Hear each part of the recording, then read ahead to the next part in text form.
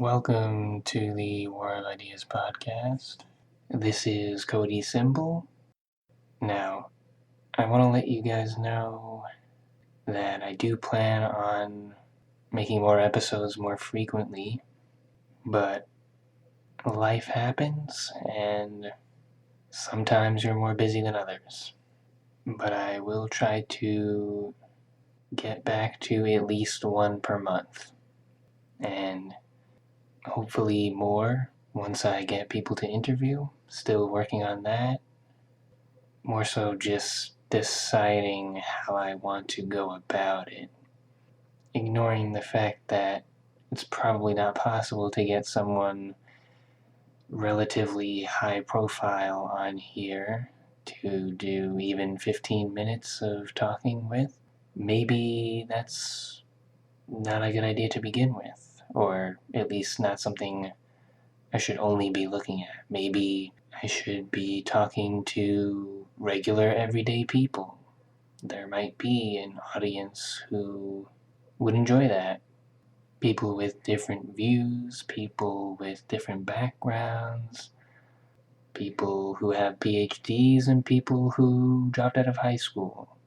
Anyway, I still will continue trying to get higher profile people on, and I'll see what I can get.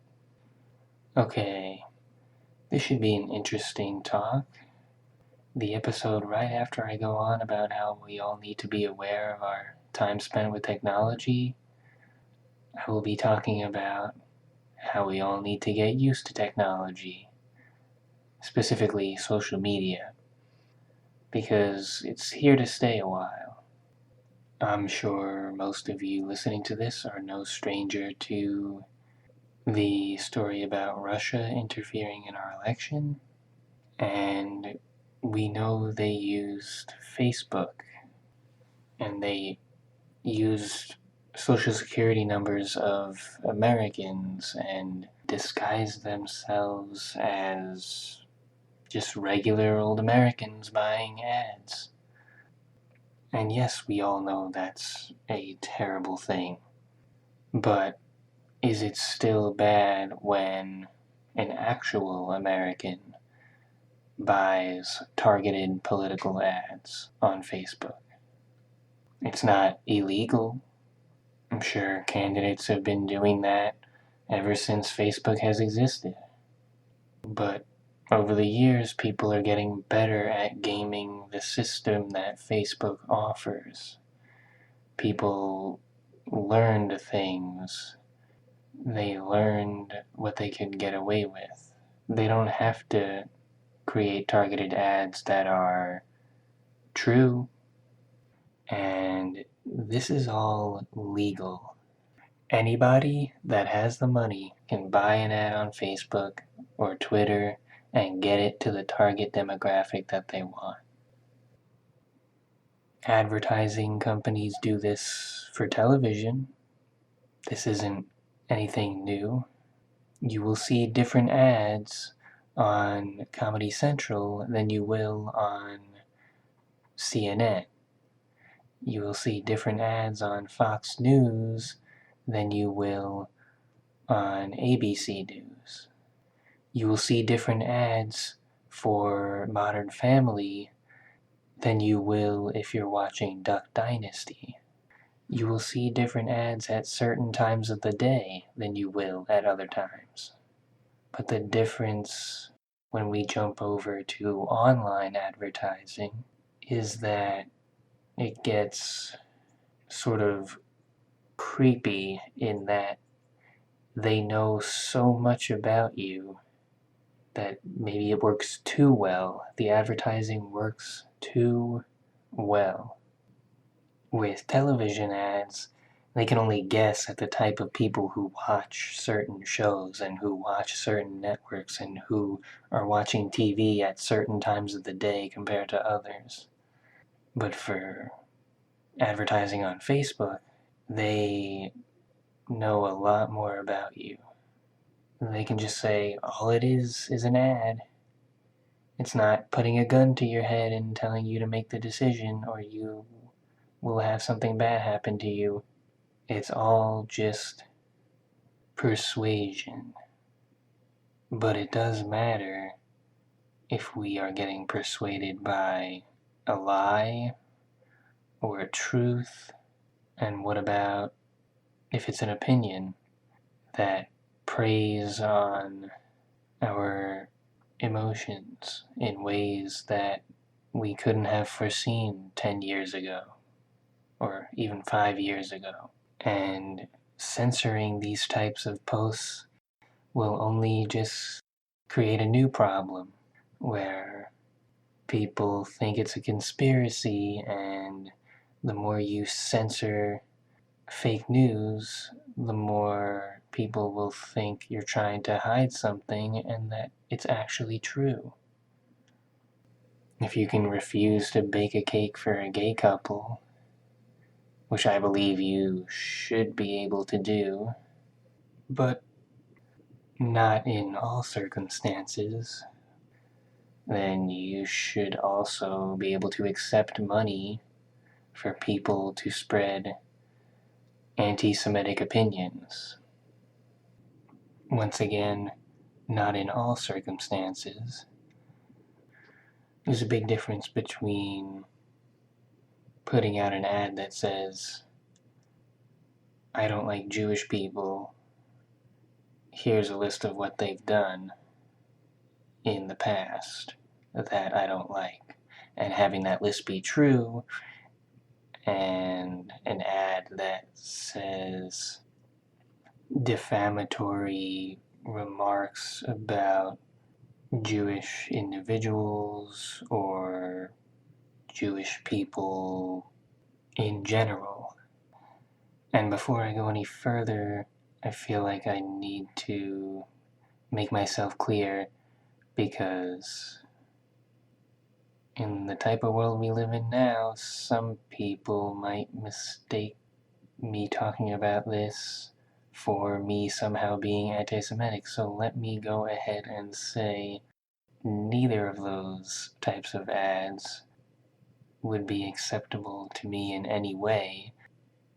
One of them breaks the law with being libelous or slanderous, and the other one should be allowed but is easily argued against, because most of us know we should treat everyone as individuals and not hold them responsible for something that the group that they are a part of has done.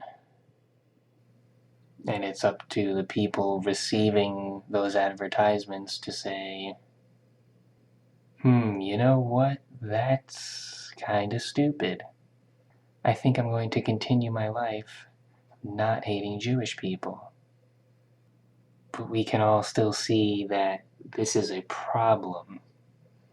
Remember when I mentioned that not baking a cake for somebody is okay because there's a lot more bakeries around the corner? But what if there aren't any? And what if Facebook decided to very nonchalantly serve anti-Semitic ads to most of its users because they got a lot of money from some rich person? Let's just leave it at that. What would we do then? Can we just leave Facebook and go back to MySpace? Is everyone gonna just abandon it and decide that Twitter and Instagram are enough?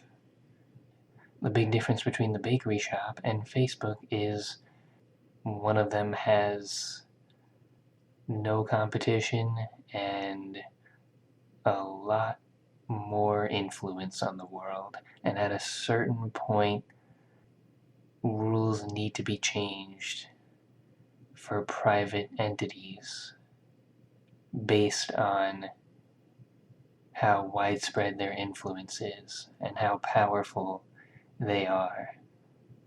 So I know I just defended Facebook having anti-Semitic ads, but at a certain point you really can't, even if it's just stereotyping and opinion and things that are defended under free speech, because things can get even worse than they are, and a lot of money can be pumped in to these ad campaigns that can do a lot of damage to make people's outlook on the world a lot more toxic and can incite violence. See, if the Westboro Baptist Church puts up a sign that says Jewish people should burn in hell, see, it's not a big deal because everyone already knows they're nuts and they don't have that big of an influence. I guess what it boils down to is we do need the government to sort of be our big brother and keep bad ideas from infesting the minds of the population. At a certain point, when these companies like Facebook and Twitter get so powerful, we need to be able to stem any ideas that are so hateful that, if adopted, would cause chaos. And that's why we really need to be careful to make sure that our government can never be manipulated the same way that a website like Facebook can be. And your counterpoint might be, well, if the government can stop anti-Semitic ads from rolling on Facebook, what else are they going to do? They might overstep their bounds and start blocking other things that we might think are actually okay. And basically, things will turn into a slippery slope. Well, that's right. But I'd take my chances of stopping a slippery slope with a government where I can kick people out of office if I don't like them by voting. I'm more comfortable with that than I am with a slippery slope of giant corporations deciding which ideas are okay to feed people and which aren't. Because I can't kick Mark Zuckerberg out of office. I don't know the names of the engineers that work at Facebook. I can't hold these people accountable. So I'd rather have my power given over to the public sector, where, as of right now, we can still kick people out of office that we don't like. And until that changes, I think that's where my opinion will be. So, what if next election cycle all the terrible fake news ads and awful propaganda is up on Facebook again, or up on Twitter again, or up on a new social media website that pops up in the next 4 years? What if all of that is done and paid for by a company in the United States, or just the DNC and the RNC? They just take everything they learned from Russia in the 2016 election and they'll just do it themselves. Why wouldn't they? So, even if we can pretend that Russia is just removed from planet Earth for the 2020 election and no one in Russia would be able to affect the election, we're still gonna have awful propaganda that shouldn't be supported by anyone popping up on Facebook. So we need a solution to this other than just sanctioning Russia and protecting cybersecurity against them from faking American Social Security numbers. Because there's ways to do this perfectly legally, And it happened already, and it will get worse. So we need to be ready for this, because it isn't going away anytime soon. By it, I mean the high rate at which we view propaganda, fake news, and gaslighting. I find myself thinking that the next country in line to start doing things in elections that Russia has been doing is the United States. They have the combination of resources to do it and attitude of disregard to do it. They're right under Russia for countries that I would suspect would be interfering in other countries' elections and their own. Maybe that's just a product of the current presidency, or maybe I would have thought that 2 years ago as well. But it's hard to say, because 2 years ago most of us didn't know that things like this were going on. When Obama was praised for using Facebook for his presidential victory in 2012, it was because the ads were supposedly made of truths, and they were paid for by the DNC and rich people that donated to the DNC for these ads to be made. Alright, let's talk about what a possible solution to this would look like. See, instead of government regulations banning these websites from selling targeted ads, or somehow forcing them to sift through every single ad and make sure it has nothing libelous or slanderous in it and is deemed worthy enough to be put out there. I think this is a bit too impossible without getting into the realm of outrage over censorship and not being able to draw the line between what is and what isn't okay to either post as an ad or post at all in general to your friends, to your followers. And we see that problem now. The more you try to curate social media, the more backlash you're going to get from an opposition party, the people who think that they're being targeted against in favor of another opinion. For example, a white supremacist who wants to post to his or her friends that they hate brown people is going to get banned. And they can literally become famous overnight by complaining about the fact that they got banned and that there should be free speech protection for places like Facebook and Twitter, and the fact that their voices aren't being allowed to be heard is unfairly biased against them, and that there's some sort of conspiracy against dissenting points of view. And people eat that up. There are many people who are now famous solely because they were able to get attention from being shut down. Either protested out of a university, or got their post removed on Facebook or Twitter, or got videotaped and yelled at by a few college students.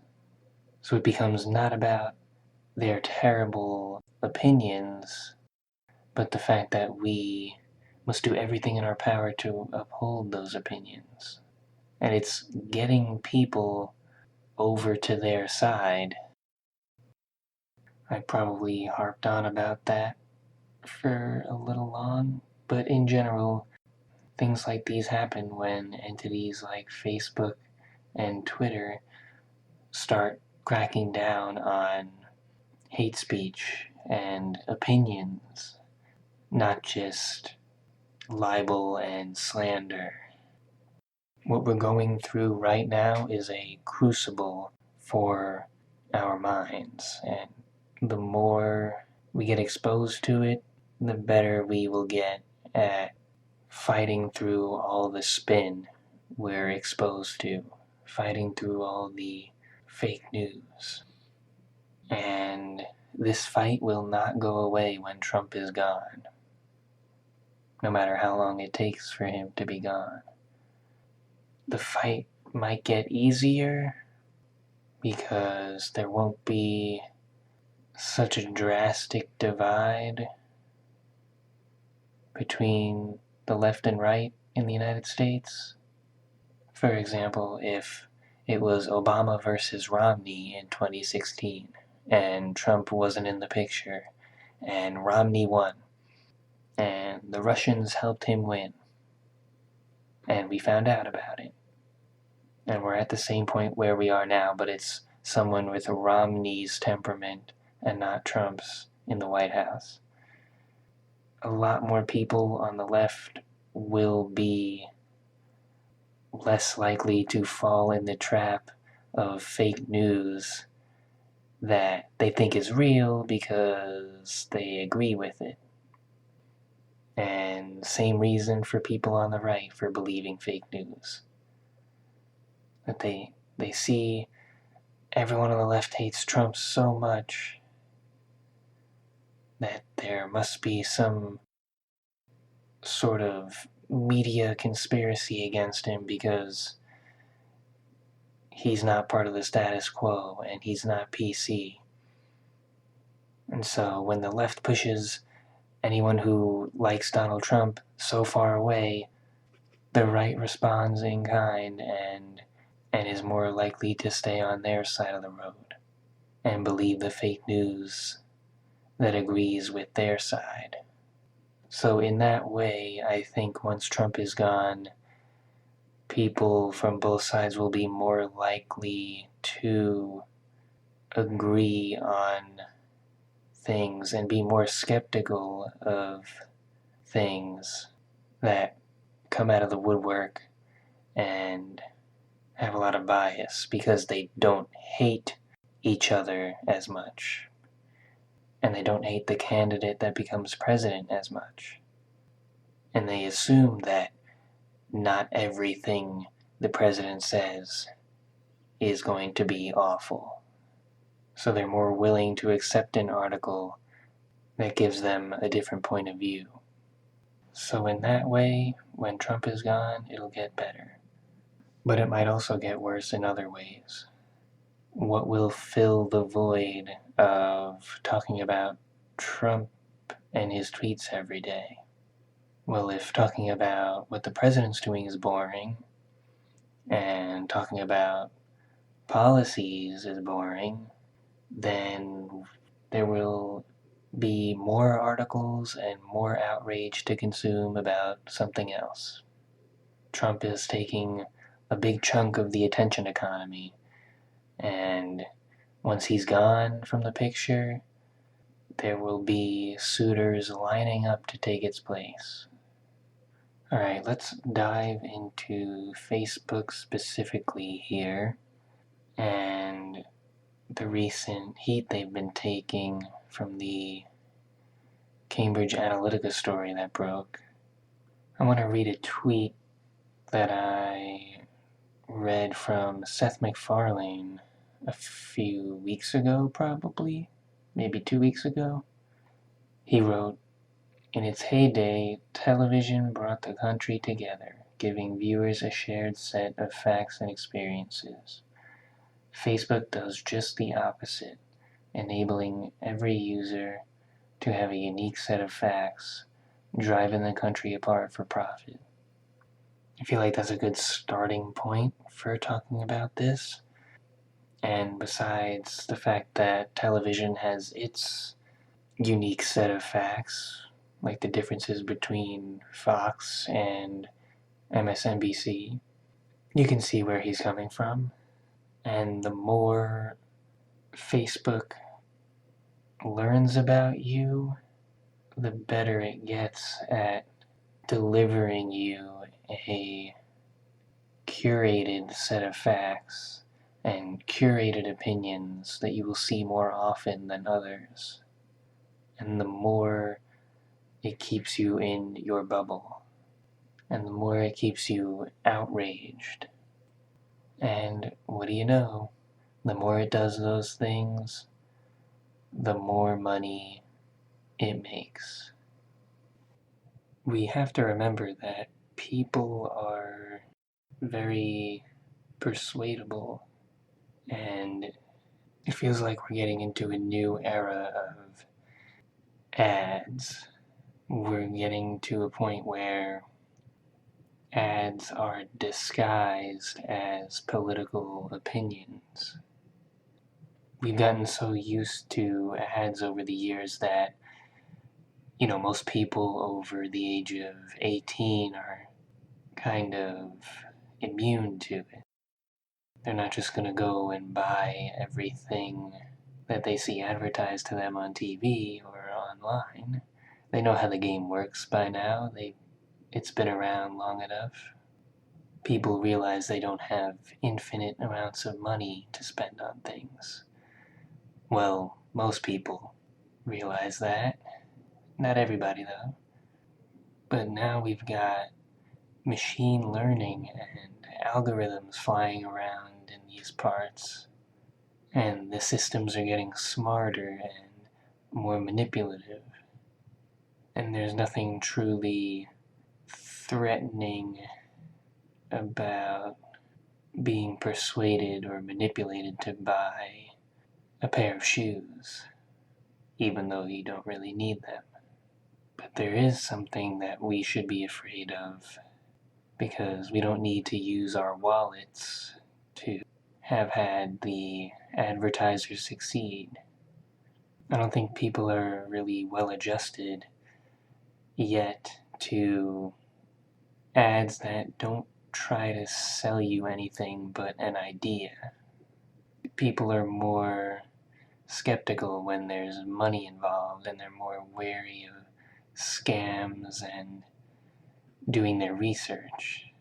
But if you're seeing an ad on Facebook that says, "What really happened in the basement of that pizza shop in Washington, D.C.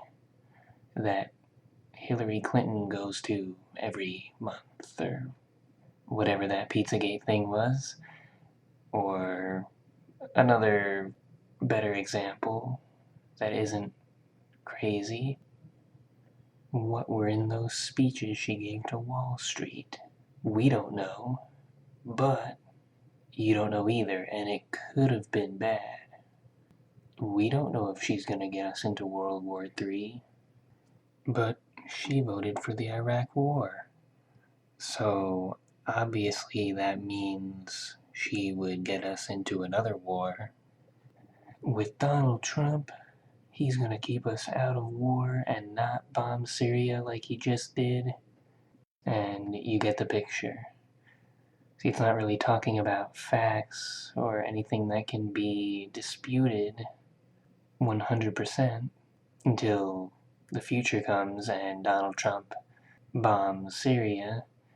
But it's easier to implant these ideas in people's heads because, as you may have noticed, there's still a huge majority of Americans over the age of 18 that are able to vote that do not vote, even in presidential elections. And in every other election, there's even more people who don't vote. They just really don't care as long as their own world doesn't get set on fire, basically. But if they're being told these things and they don't have to bring out their wallet to do anything about it, it becomes easy to persuade these people. And Facebook says they don't think anyone changed their vote, or not that many people, based on seeing ads on Facebook. But at the same time, they tell advertisers to give them money and post ads because the ads that they show on Facebook get maximum exposure and are very influential, except not the political ads, apparently. And you can't really prove they're wrong for saying that. They could be right. There's so many ways to tell people things and spin things in ways that aren't illegal whatsoever. They don't fall under slander or libel, and they're not fake news because they're just opinions or predictions or mentions of the past. And they put in some harrowing music and they sort of set a vibe to feel about a certain person. So we're starting to see people poke holes in the First Amendment and see what they can get away with. There's a lot of things that when we look at it with context, we think, that should probably be illegal, but it currently isn't.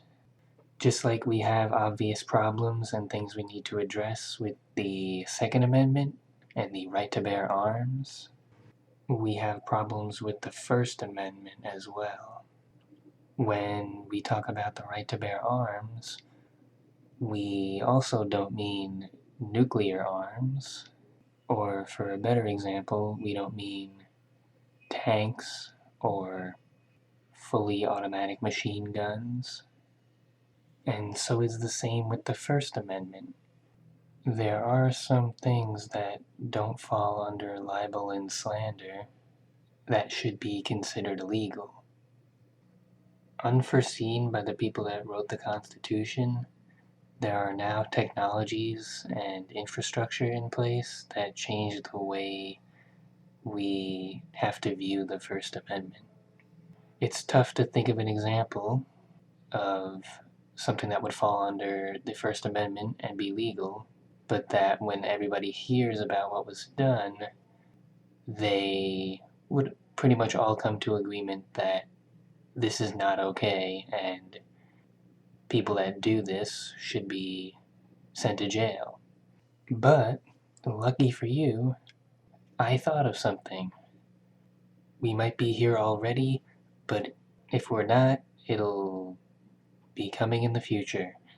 There will be a point where psychological manipulation tactics will be good enough to change people's minds because we can manufacture consent. Let's talk about gaslighting.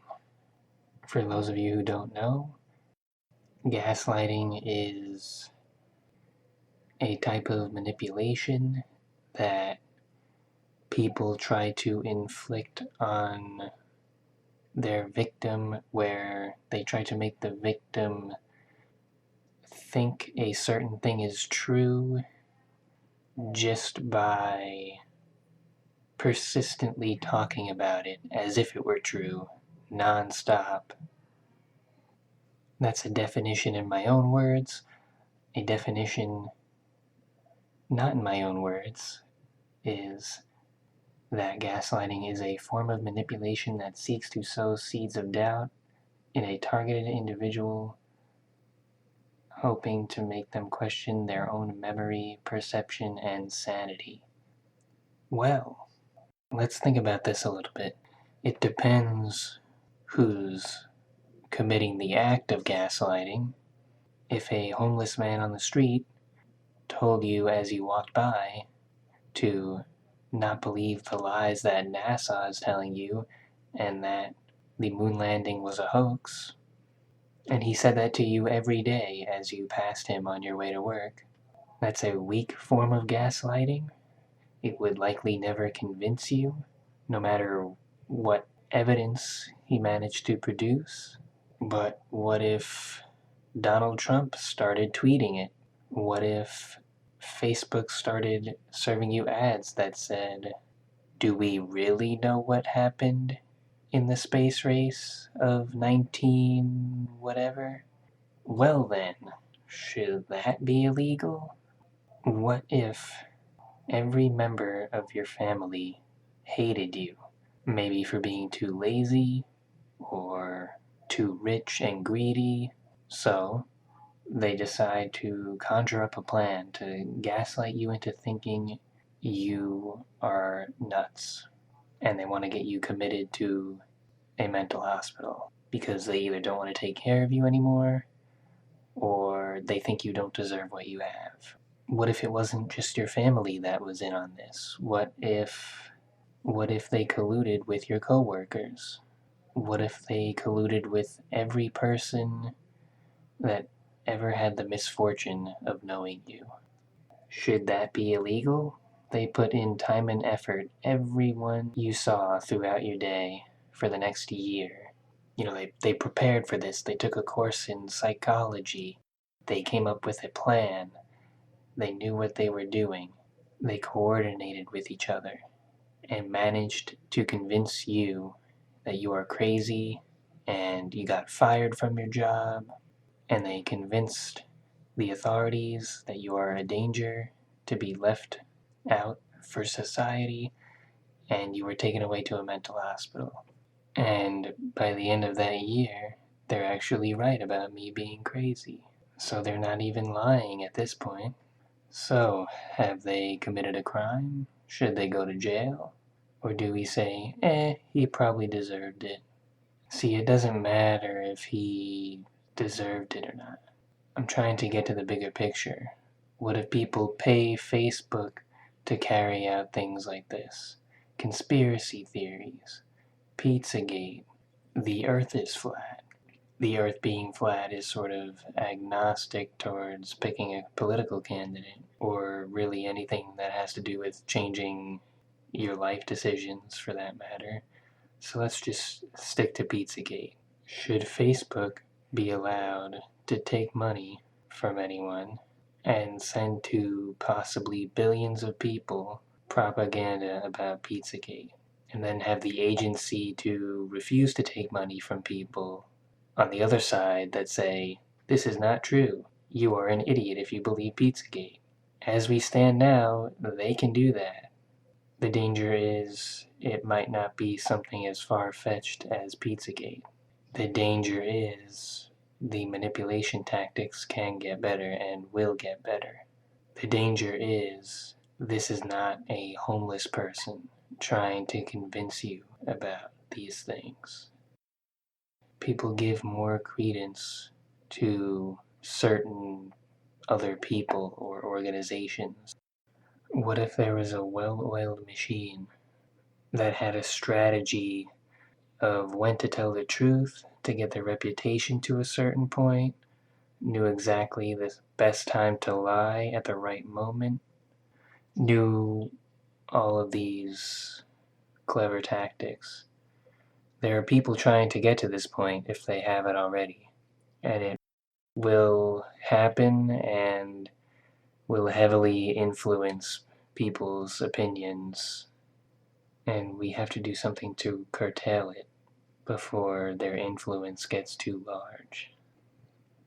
So, the point of these hypothetical situations is so now I can say, if you believe there's at least one scenario out there like the one I gave, then you should be willing to admit that the First Amendment is not infallible with respect to time.